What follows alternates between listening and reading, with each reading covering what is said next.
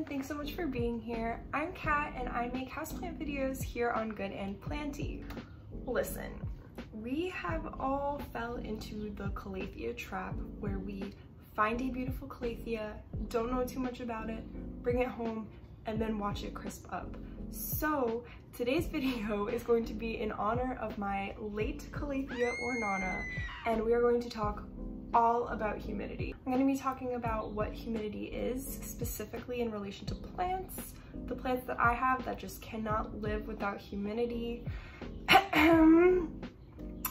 and lastly, the ways that I raise the humidity within my home and ways that I don't recommend doing that. I'll put the timestamps right here and down below in the description box if you just want to click to the section that interests you. A lot of houseplants are tropical and therefore are used to having high humidity in the air, and for them to thrive in our home, we need to mimic those same environments, including the humidity. And humidity is the concentration of water vapor in the air. However, air can only hold a certain amount of water vapor depending on the air's temperature. The measurement used for humidity is called relative humidity, which is the amount of water vapor in the air expressed as the percentage of the amount of water vapor the air can actually hold based on the current temperature. High humidity levels are more common in warmer temperatures because the warmer the temperature, the more water the air can hold.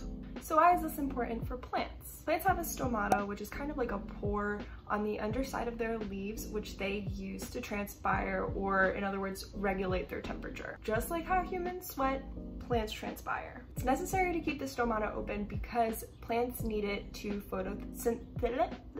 photosynthesize. Because they need to bring in CO2 through that stomata.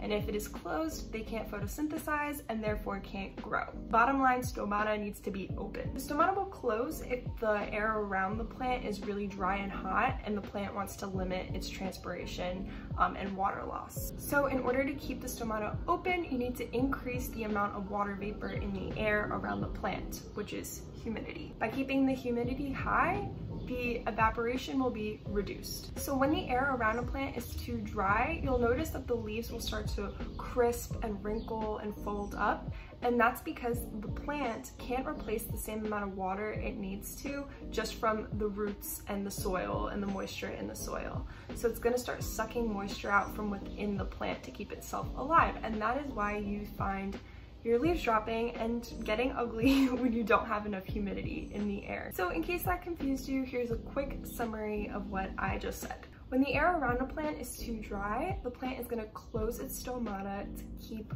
water, moisture within the plant so that it doesn't dry out.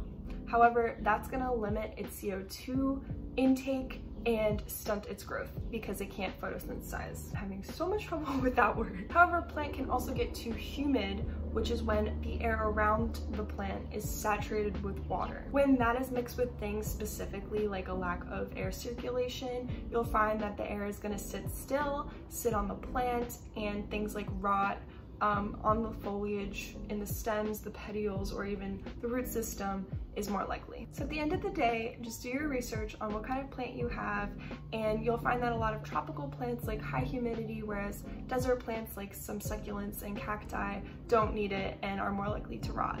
Okay, so humidity loving plants in my collection. These are plants that I have either right near a humidifier, which I'll talk about later, or in high humidity rooms. I will also talk about that later. These are the plants that I just know it's humidifier or bust. If you're new to the plant world, a good rule of thumb, this isn't true for all plants, but a lot of the times thicker, waxier, hairy leaves are going to need less humidity than plants with thinner, lighter foliage. So just keep that in mind. It's not always true, but that's a good indicator if you're new to the plant world. My first plant that I'm going to talk about is a pretty basic humidity loving plant that a lot of people know about, and I can't bring it here because it is way too big. I'll insert footage. It is a peace lily or a spathiphyllum. These plants are so beautiful. They have large leaves, well, mine has very large leaves, but they come in smaller forms too.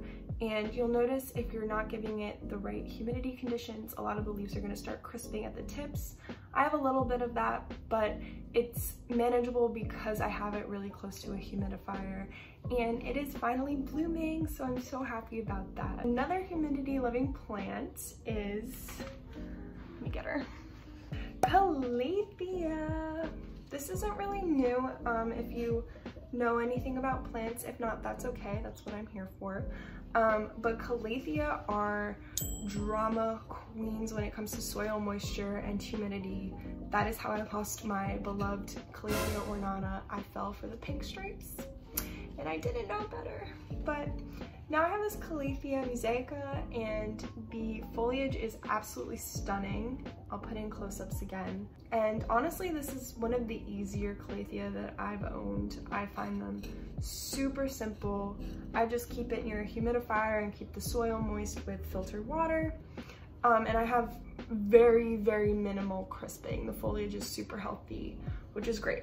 Found this in Home Depot, recommend. Next up, I have a fern, and ferns absolutely love humidity, especially the thinner like Boston ferns. I don't even have them because I don't want to deal with it. But I have this bird's nest fern, which are one of the easier ferns to take care of in the home.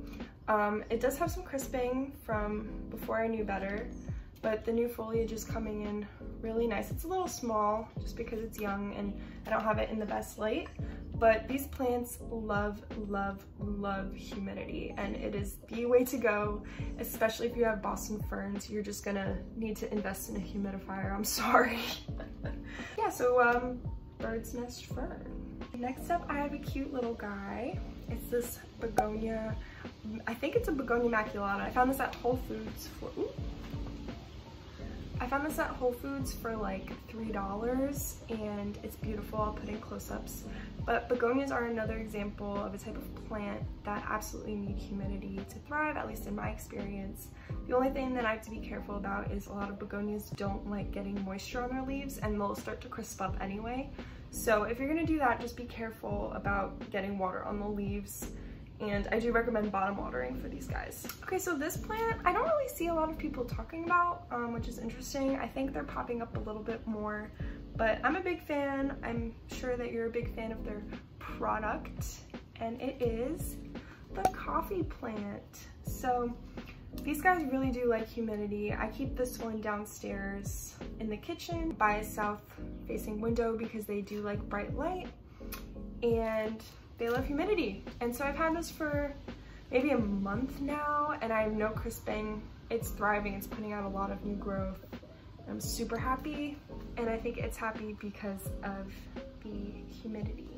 Okay, so next plant is one that is pretty seasonal right now. It's super popular. It is a caladium. So it is caladium season. These guys are thriving right now. I'm sure you can find cheap ones at Home Depot or Lowe's. Go to Lowe's. I don't know what else to say. I've kind of said it all. It's a beautiful plant and loves humidity. And last plant I'm going to be talking about, again, pretty straightforward. It's in this video because it likes humidity. Alocasia poly. Beautiful plant, but if it doesn't get humidity, it'll start crisping up. You can see that right here. But overall, this plant's doing really well. So there you go, pretty straightforward. Okay, so those are the plants that need humidity in my home, but how do I provide it to them? You probably heard me talk about it already, but pretty much I have a humidifier in this room, and I have this humidifier. I'll put a little picture of it right there. I put it on the lowest misting setting, which is 1. I have it on cold mist, and I keep it at about 55%. Some plants like more, some plants like less, but it's better than nothing because the average home sits at around 30% humidity, so I really recommend getting a humidifier. I specifically like this humidifier because you can see what the humidity level is like in your house. It has a remote control, and settings are really customizable, so I really recommend this humidifier if you want it. I don't have a discount code because I'm not famous, but I truly endorse that humidifier. If you don't have a humidifier, you can also try to find spaces in your home where there's naturally high humidity levels. So in my home, that's kind of easy because I don't have central air, but it makes it good for the plants. The bathroom and the kitchen are really high humidity levels because of the showering and the cooking and the steam, My plants love that, and it's really easy to just put them there and they'll thrive even without a humidifier. Some other ways that are commonly recommended to raise humidity in the home are things like pebble trays. So you take a tray, put pebble rock on it, put a little bit of water in it, and then you stick the plant on it. That raises humidity a little bit, but not as well as a humidity or just like naturally humid conditions. Also, clumping plants together can create a little bit of a humidity bubble because they're all transpiring and putting water moisture into the air. So that's another good way to raise the humidity if you don't want to spend money on a humidifier or have naturally humid environments. The one thing that I don't recommend actually is misting your plants, because in general, have I misted? Are my plants fine? Yes. Some people like to do it because they say that it keeps spider mites at bay, because spider mites don't like moisture.